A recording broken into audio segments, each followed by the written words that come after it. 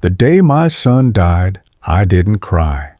I just stood in the hospital hallway and stared at a water stain on the ceiling tile, thinking someone ought to fix that.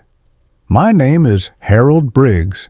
I'm 77 years old, and for 40 years I have been asking God the same question.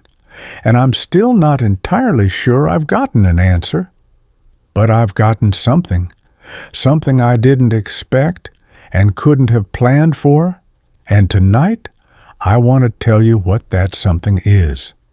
I was born in 1948 in a small town in eastern Tennessee called Maynardville. If you've never heard of it, that's about right. It was the kind of place where everybody knew what time your father came home from work, and whether your mother made biscuits from scratch or out of a can. We were a church family, not performatively religious, but genuinely so, the kind where faith was just woven into the fabric of ordinary life, the same as cooking supper or splitting firewood. My father believed that God watched over the righteous, and I grew up believing it too, not because anyone pressed it on me, but because it seemed self-evidently true, the way the seasons seemed true, or the way you trusted the floor to hold your weight when you stepped out of bed in the morning. I married my wife, Loretta, in 1971. She was 22 and I was 23, and we were both so confident about everything, the way young people are when they haven't yet been seriously tested. We moved into a little house on the edge of Knoxville. I worked for a construction company, and within 2 years we had our first son, Daniel. Then came our daughter, Patricia, 2 years after that, and then in 1978, our second son, Michael. 3 children, a full house, a good life, the kind of life my father would have recognized and approved of. Michael was different from Daniel. Daniel was serious and careful, the kind of boy who read the instructions before he put anything together. Michael was all motion and noise and laughter. He was the one who could walk into a room full of strangers and leave with 3 new friends. He was the one who talked to everybody, the checkout woman at the grocery store, the old man across the street who everybody else avoided, the stray dogs that wandered through the yard. He had this quality that I've never been able to name properly, something like warmth, but stronger than warmth, a kind of magnetism toward life itself. He loved it so thoroughly, and it seemed to love him back. He was 9 years old on the morning of April 14th, 1984. It was a Saturday.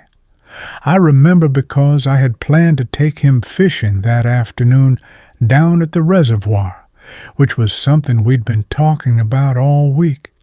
He'd been asking me every day, "Is it Saturday yet, Daddy? Is it Saturday yet?" And I kept telling him, not yet, but soon. He got up early that morning, which wasn't unusual for him. He was one of those children who woke up ready, as if sleeping was just a necessary inconvenience standing between him and whatever came next. He ate breakfast, he went outside to play in the yard, and somewhere around 9:30 in the morning, he chased a ball into the street. The driver wasn't drinking, he wasn't speeding. He was just a man driving to the hardware store on an ordinary Saturday morning, and he came around the curve and Michael was there, and that was the end of it. The driver stayed. He called for help. He sat on the curb and wept. I found out later that he never fully recovered from it either, that he moved away within a year, and I don't know what became of him. I've thought about that man more times than I can count over the years, and somewhere along the way I stopped being angry at him, though I'll get to that in a moment. I got the call from a neighbor who had been outside and seen it happen. Loretta and I drove to the hospital, and that's when I stood in the hallway and looked at that water stain on the ceiling, and I didn't cry. Not then. The crying came later, and when it came hard. But in that first moment, there was just this enormous blankness, like someone had turned the volume all the way down on everything. The days after that are a blur that I've never been able to fully sort into order. I remember the casket being smaller than seemed right. I remember Patricia, who was 7, asking me in a very careful voice if Michael was coming back, and I had to tell her no. And I remember the exact way her face changed when I said it. I remember Daniel, who was 11, going completely quiet in a way that frightened me, a quiet that lasted years in certain ways. I remember the church filled with people, and the pastor saying things that were true and good and kind, and none of it reaching me. Not really. Not where I was. And I remember, maybe 3 or 4 days after we buried him, getting down on my knees in my bedroom, late at night after Loretta was asleep, and saying out loud to God, and I wasn't soft about it, I said, "Why? Why him? Why this? What was the reason for this? He was 9 years old. He had done nothing. He loved everything. What possible reason could there be for this?" I want to be honest with you about what happened next, because I think honesty is the only thing worth offering here. Nothing happened. There was no voice, no sudden peace, no sign. Just the sound of the house settling and the distant noise of a car passing on the road outside, and me on my knees on a cold hardwood floor, feeling more alone than I had ever felt in my life. And I got up, and I got into bed, and I lay there staring at the ceiling, and I thought, I don't know what I believe anymore. That thought scared me. I had been raised in faith. Faith had been the foundation of everything I understood about the world and about myself. And now it felt like I had pushed on the wall and found it hollow. Not gone exactly, but hollow. And I didn't know what to do with that. In the year that followed, I went through the motions. I went to church because Loretta needed to go and because it was what we did. But I sat in the pew like a man in a waiting room, present in body, but not in any meaningful way. I listened to sermons about God's plan and God's purpose, and I felt something shift in me that I couldn't describe, something closing down. Not anger, exactly. More like exhaustion. More like I had been holding a very heavy thing for a long time, and my arms were giving out. I started drinking more than I should have. Not dramatically, not in the way you might picture, not falling down drunk, not missing work, nothing that would have been obvious to anyone looking from the outside. But a few beers a night became several, and the several became something I was using more deliberately, as a way to get from evening to sleep without having to sit alone with my thoughts. Loretta noticed. She didn't say much about it at first, but she noticed, and I could see it in her face, this quiet worry that she was carrying on top of everything else she was already carrying. Our marriage went through a period that I can only describe as a sustained low-grade crisis. We didn't fight. We were both too tired to fight. But we withdrew from each other in small ways, the way people do when they're each carrying something too heavy to share and don't know how to put it down. We were kind to each other. We took care of the children. We kept going. But there was a distance between us for several years that we didn't talk about directly, and I think we were both frightened that if we talked about it too honestly, something might break that we couldn't repair. Daniel and Patricia kept growing up the way children do, relentless and unstoppable, and watching them grow was its own complicated thing. Every birthday felt like evidence of something Michael would never have. Every milestone, Daniel learning to drive, Patricia graduating high school, Daniel getting married. All of it was shadowed by this persistent parallel awareness of what wasn't happening, of the life that had been cut off. I got good over the years at carrying that awareness quietly, keeping it below the surface so it didn't seep out and damage everything around it. But it was always there. I never stopped asking God why. I want to make that clear. I never stopped. Some years the question was angry. Some years it was plaintive. Some years it was barely a question at all, more like a wound that I kept touching to see if it had healed. It hadn't. I don't think grief like that heals in the way people mean when they say that word. It changes. It becomes something you're more practiced at living around. But it doesn't heal and go away and leave clean skin. It becomes part of you, like a badly set bone. Functional maybe, eventually, but always different from what it was before. Around the time I turned 50, something shifted. I couldn't tell you exactly what caused it or when it began, because it wasn't a single event. It was more like a very slow change in the weather. I had been attending church again more genuinely by then, not because I had resolved anything theologically, but because Loretta's faith had held, and watching hers hold had done something to mine that I couldn't entirely explain. Her faith wasn't simple. She had cried out to God too, plenty of times. She had her own darkness around Michael's death that she carried differently than I did, with more tears and more direct expression and more willingness to speak it out loud. But she had never let go of the thread entirely, and I realized at some point that I had been holding on to it too, even when I thought I'd dropped it, even in my worst years. Something in me had never quite let go. What shifted at 50, I think, was that I began to ask the question differently. For the first 16 years, the question had been, why did you take him? Framed as an accusation, framed as a challenge, framed as something I expected to be answered with logic, with reason, with a sufficient explanation that would make the math work out.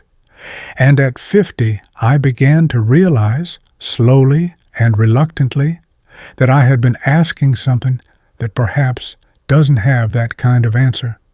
Not because God doesn't exist, and not because He doesn't care, but because I had been demanding that the universe explain itself in terms I could evaluate and approve.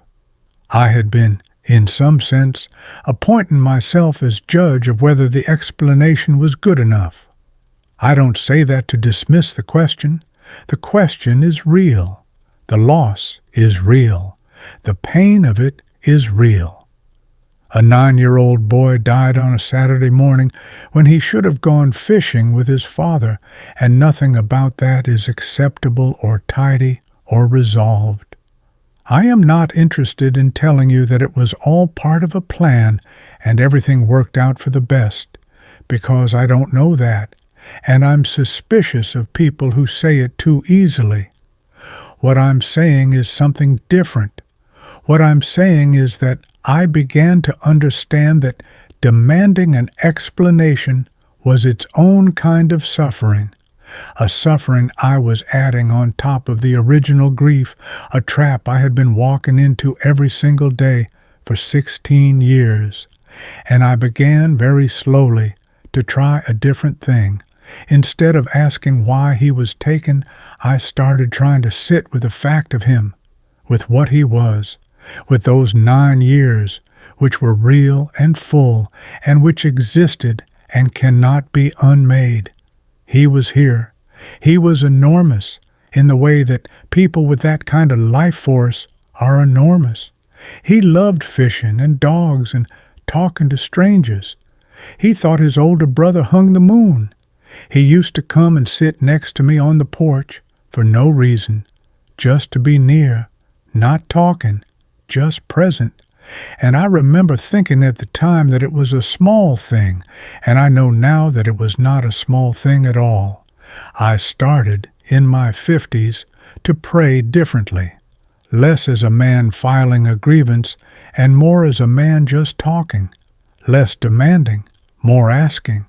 And I started cautiously to open up to the possibility that peace was not the same as answers, that I could stop waiting for an explanation before I allowed myself to live in the life I still had, that the question of why could remain open, permanently open perhaps, without that openness being a wound, that a question can be carried with you not as something wrong, but as something honest. Loretta and I found each other again properly somewhere in our 50s, in a way that I think had to go through those hard years to arrive at. We talked about Michael more freely. We looked at pictures of him. We started going every April 14th down to the reservoir where I had planned to take him fishing, and we'd sit by the water and we'd talk about him, what he'd have been like, what kind of man he'd have become. Loretta thought he'd have been a teacher. I always thought he'd have done something that put him in front of people, maybe a pastor, maybe a coach, something that used that quality of his that I still can't quite name. We don't know. We'll never know. But there's a strange comfort in the imagining, in holding the shape of him even without the certainty. Daniel has children of his own now, 3 of them, and the oldest boy has something about him that reminds me of Michael. Not identical, not a replacement, nothing like that, but something in the way he enters a room, something about his ease with people. The first time I really noticed it, he was about 7, and I had to excuse myself and go stand in the kitchen for a few minutes because I didn't want to cry in front of the children. But they weren't bad tears, not entirely. There was something almost tender in them. Patricia lives in Atlanta and calls me every Sunday without fail. She was there when her brother died. She processed it differently than anyone, with her own questions and her own journey, and she and I have had some of the longest and most honest conversations of my life, conversations that I treasure more than I know how to say. She became a person of quiet faith herself, though she'd be the first to tell you it's a complicated faith, full of questions, not particularly interested in easy answers. I'm proud of her in a way that goes beyond what I can usually express. I am 77 now. Loretta is 75 and still the wisest person I have ever known, and I'm grateful every single day that we held on to each other through the parts that were hard, because I don't know what I would be without her. I still go to church. I still pray most mornings, sitting in the kitchen before Loretta is up, just talking, the way I learned to do in my 50s. I still don't have an answer to the original question. I want to be clear about that. I am not going to stand here and tell you that God gave me an explanation that satisfied me, because He didn't, not in the way I was asking for it. What I have instead is this. I have 40 years of being forced to reckon with the limits of what I can understand, and gradually, very gradually, not all at once, not without resistance, finding that I can live within those limits without being destroyed by them. I have a marriage that went through fire and came out stronger, which is not a small thing. I have 2 living children who are good people, thoughtful and loving, who carry their brother's memory with them in ways that make me proud. I have grandchildren who are vivid and alive and who fill ordinary rooms with a particular miracle of young human presence. I have mornings by the kitchen window with a cup of coffee, watching the light come up, and feeling, on the best mornings, something that I can only call gratitude, even though the gratitude sits right next to the grief, which it always will.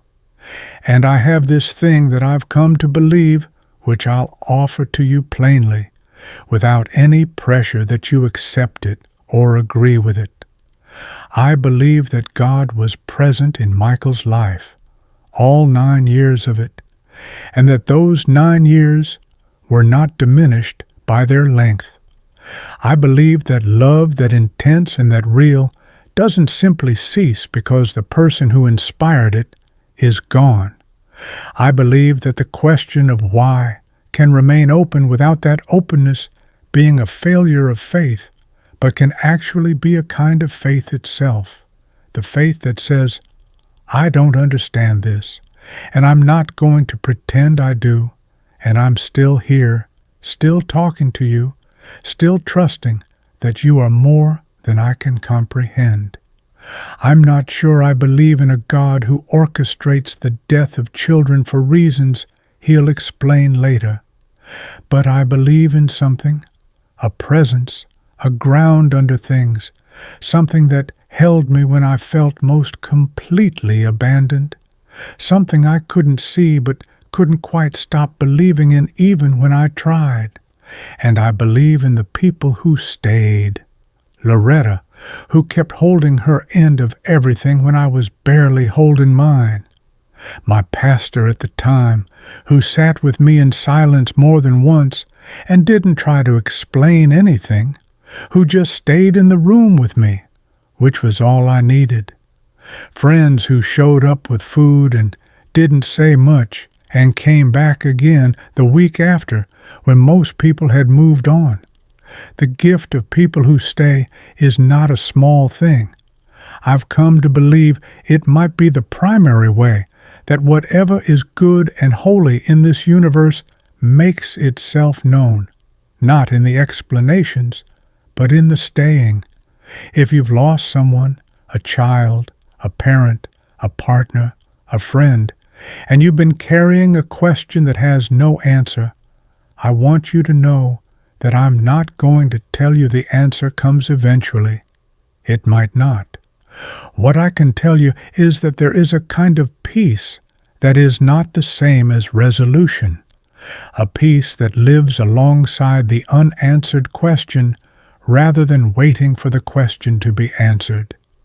I found it slowly, not all at once, not without setbacks.